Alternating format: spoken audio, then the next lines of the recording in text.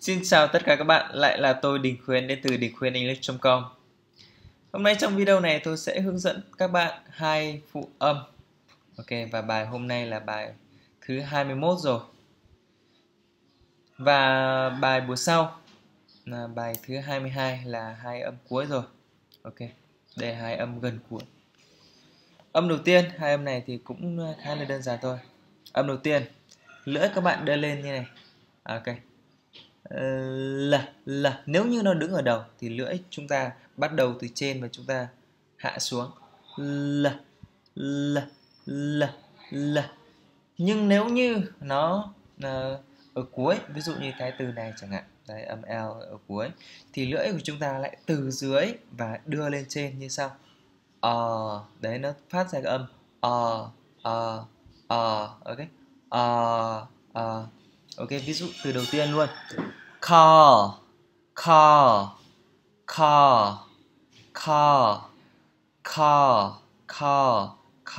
Okay. Don't. Call. The. Word. Dirty hoặc là dirty. Because you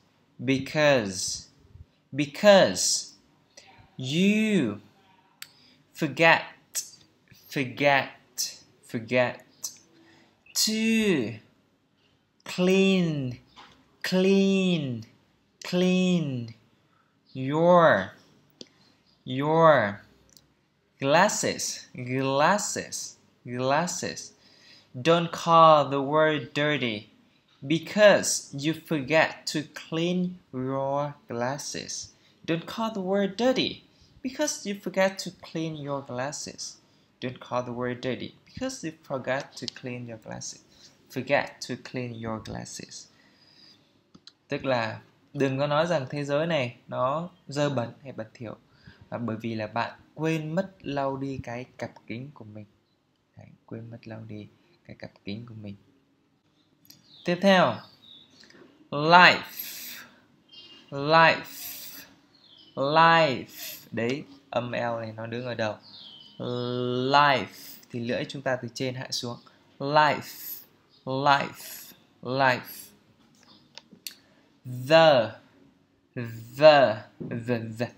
The. Quality hoặc là quality of my life. The quality of my life is quality of my communication.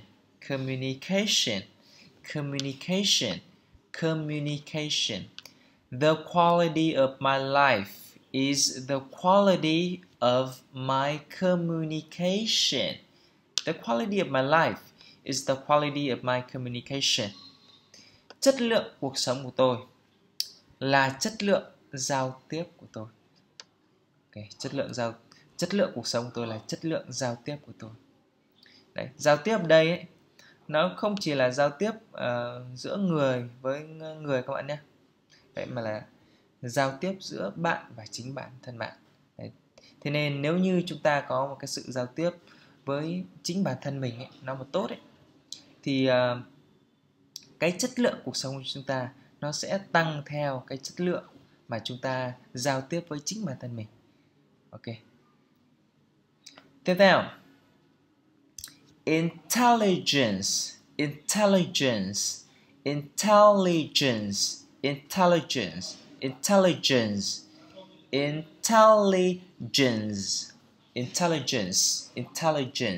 Okay. Intelligence without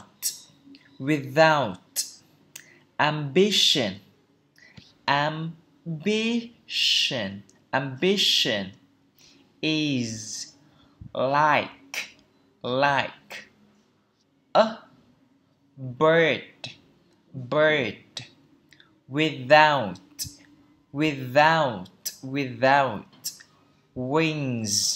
wings, intelligence without ambition is like a bird without wings.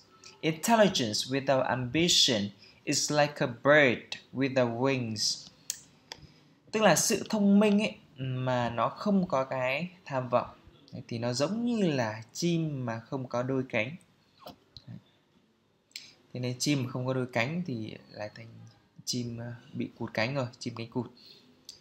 Ok, intelligence without ambition is like a bird without wings. Intelligence without ambition is like a bird without wings. Câu tiếp theo. Sleep, sleep, sleep, sleep, sleep.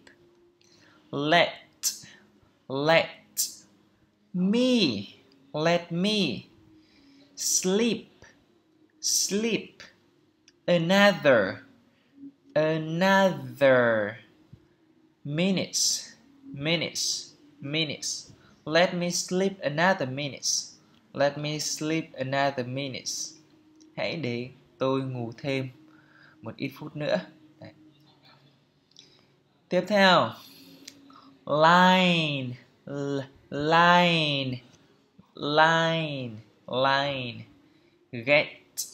get, in, line, get in, nối âm, get in line, get in line, tức là xếp hàng đi. Đấy, xếp hàng đi. Từ tiếp theo, meal, đấy, đưa lưỡi lên, meal, lưỡi nhẹ, meal.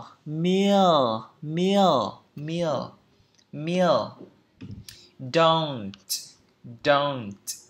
eat a large meal at night. Don't eat a large meal at night. Don't eat a large meal at night. Tức là đừng có ăn một cái bữa ăn lớn đấy, vào buổi tối. Đừng có ăn nhiều vào buổi tối. Ok. Âm tiếp theo, âm R. Ok, âm này cũng tương đối khó đấy, tương đối khó, không dễ như âm này.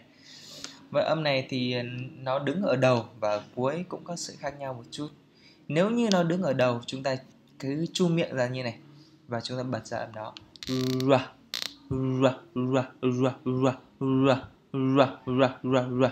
Nhưng nếu như nó đứng ở cuối đấy, thì lưỡi chúng ta lại cong lại. Đấy, như thế này. Ví dụ như từ này chẳng hạn. Store. Đấy, lưỡi chúng ta cong lại. Store. Ok. Từ đầu tiên âm R cuối này. Share. Đấy, các bạn thấy tôi cong lưỡi không? Share. We learn better. By sharing. We learn better by sharing. We learn better by sharing. Chúng ta sẽ học nhanh hơn bằng cách chia sẻ. Đấy, bởi vì khi bạn chia sẻ thì bạn sẽ được lặp lại những cái mà bạn đã được học thì nó sẽ nhớ hơn. Đấy. Và theo quy luật nhân quả thì bạn cứ share đi rồi đến một lúc nào đó bạn sẽ nhận lại được thôi. Ok. Vì vậy mà we learn better by sharing. Chúng ta sẽ học nhanh hơn, tốt hơn khi mà bằng cái việc cho đi ấy. Tiếp theo, regret. Âm R đầu.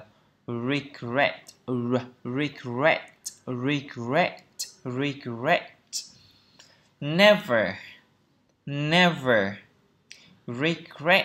Never regret. If it's good. If it's good. It's wonderful. If If is bad. If is bad. It's experience. Never regret. If it's good, it's wonderful. If it's bad, it's experience. Never regret. If it's good, it's wonderful. If it's bad, it's experience. Không bao giờ hối tiếc. Bởi vì nếu như nó tốt, tuyệt vời, nó tuyệt vời. Nếu như nó không tốt, nó là sự trải nghiệm. Ok, chúng ta học được một bài học.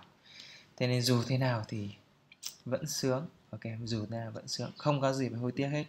Đức Đạt Lai Lạt Ma có nói một câu rằng đôi khi không đạt được cái sự mà mong muốn của mình ấy, thì nó lại là cái điều may mắn tuyệt vời nhất. Ok, chưa chắc cái điều xấu ngày hôm nay đã trở nên xấu vào ngày mai. Ok, và chưa chắc cái điều tốt ngày hôm nay đã tốt vào ngày mai. Ok, tiếp theo, mother.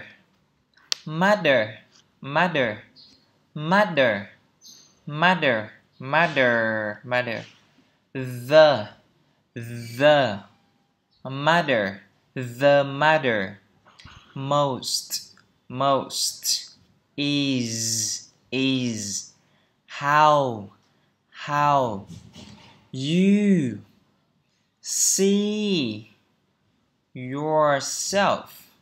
The matter most is how you see yourself. The matter most is how you see yourself.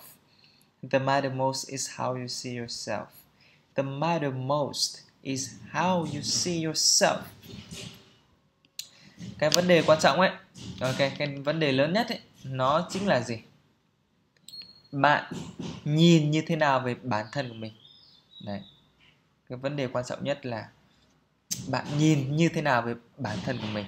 Ok, không quan trọng người khác nghĩ gì, quan trọng là bạn nghĩ như thế nào về mình thôi. Tiếp theo, store. I'd like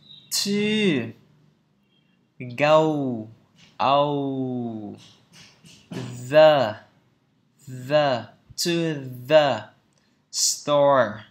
store cong lưỡi, store. Now I like to go to the store now. I'd like to go to the store now. I like to go to the store now. Tức là tôi muốn đi đến cửa hàng bây giờ. Tiếp theo, bright.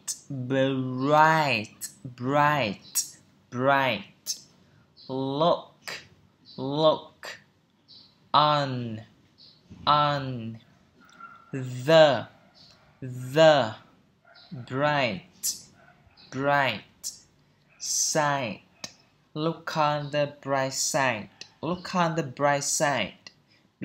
the bright side. Tức là hãy nhìn vào cái bên sáng ấy, hãy nhìn vào cái bên sáng của vấn đề ấy, chứ đừng có nhìn vào bên tối. Look on the bright side.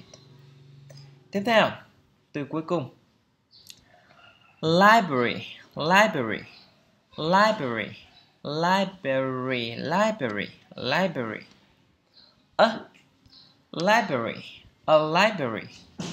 is a hospital hoặc là hospital cũng được. For the mind. A library is a hospital for the mind. A library is a hospital for the mind. Tức là cái thư viện ấy, nó chính là cái bệnh viện cho tâm trí của chúng ta. Ok.